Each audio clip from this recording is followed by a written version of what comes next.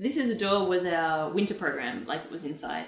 And so Fresh Air was our summer festival out in the fresh air. And we worked with Fed Square for that, and they gave us a bit of funding for it. And we designed a bunch of new games because it was outside. We designed a couple of spectacle games, big, tall, kind of so people can see from far away. Fresh Air had its own challenges because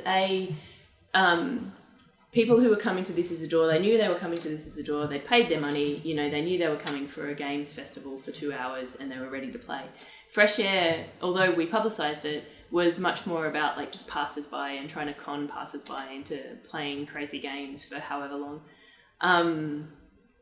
So it was more difficult sometimes it was certainly more of a challenge. It's just a different thing, I think. The first year was a little difficult because we were in a space that wasn't useful. We were down in the BMW Edge. Yeah. But the second and third years we were out in the actual Fed Square and in the amphitheatre, so people could walk past and just get caught up.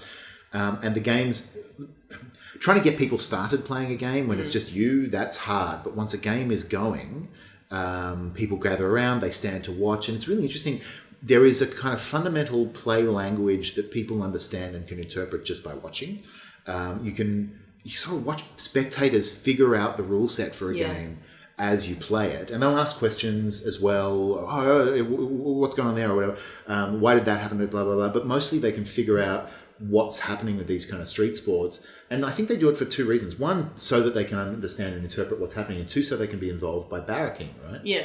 Because spectators for our games very often sort of fall into supporting the players versus the game runners, or challenging the referees' decisions, etc.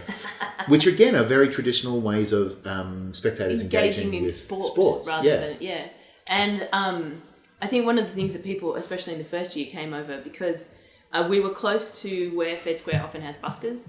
And buskers, do that whole, you there, yes, come on up on stage. And everyone's going, oh God, I hope it's not me. I hope it's not me. And so I think, especially in the first year, people were a bit wary going, I'll just sort of watch and check out what they're doing. But we're just playing games, and none of them are asking you to be an idiot or anything, everybody's being an idiot around you. In a way, they sort of are asking you to do that, but only because... Not in a public spectacle kind of way. Well, even so, but I think... They ask you to let go of the rules that would normally say that person's an idiot. Yeah. Because not only because everybody's doing it, but again, it's a bit because we've given you permission to act in this way.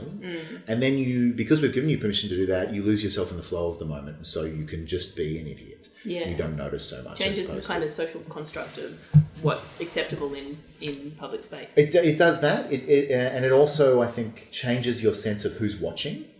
So when you're just you being an idiot, then everybody's an audience. But when you're playing a game, you're watching other people, they're watching you as you play.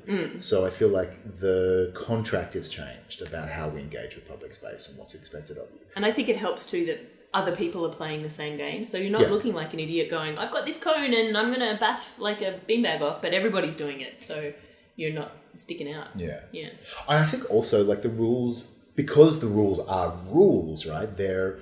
There is a solidity to them that I think can be understood from outside as well, that gives context to the behaviour because it's contained, right? Like if we spread one of those games out all over the square, it's much harder to understand how my crazy actions here affect the crazy actions over there. Yeah. But when they're in the same space, you go, oh, that's a system, I understand that, that's contained. And so I can stand back and watch it, interpret it. Yeah. Without fear of getting drawn into it. It's the magic circle, right? Yeah, it is the magic circle, And Fresh Air only happened because we had an amazing amount of really enthusiastic volunteers who would turn up in the boiling heat for 4 days to be energetic and play games with strangers. It's worth also, yes, there's one more over there. It's worth saying also about Fresh Air. The idea was with This Is a Door, it was an introduction to the kind of work we wanted to make. Whereas Fresh Air was a chance to not only introduce random passers-by to playing games in public, etc., and our work, but also to bring other designers in, to get local designers, interstate designers. We featured a lot of kind of local and interstate designers, and each year we brought international games over as well. The first year was just games that had already been done that we got off Ludosity, and also off the friends of ours would let us play some of their games. But in the second and the third year, second year we brought Serious Business out here. Third year we brought out City Dash. To be fair, Serious Business was in Sydney when we brought them Regardless, out. right? Like they came down here, there was an international collaboration where the two companies worked on Spirits Walk together. And then we totally brought City Dash out here. And they came to us and then went to Adelaide Fringe. So the idea was that we were trying to make a kind of international games festival which was like the Fringe Festival, which was a festival of events and activities, as opposed to something like the what was the thing called? Free Play. So unlike Free Play or even Melbourne International Games Week, which are more conferencey, more about talking about the industry, etc. Like this was much more public facing, and was about getting people playing games and live games and socialising together because and through of games. And one of the things that made Fresh Air was that so there was a small but really generous live games community around the world. So we would contact them and say, we're holding this festival, do you have anything that you want to say? And people would just send us the rules, and just for we didn't have to pay for it or anything. They were just really generous and they sent us the rules, and then we would source props and play it. And I think without that, it would have been a very different festival, because we learnt so much from their games and we learnt so much from Ludosity.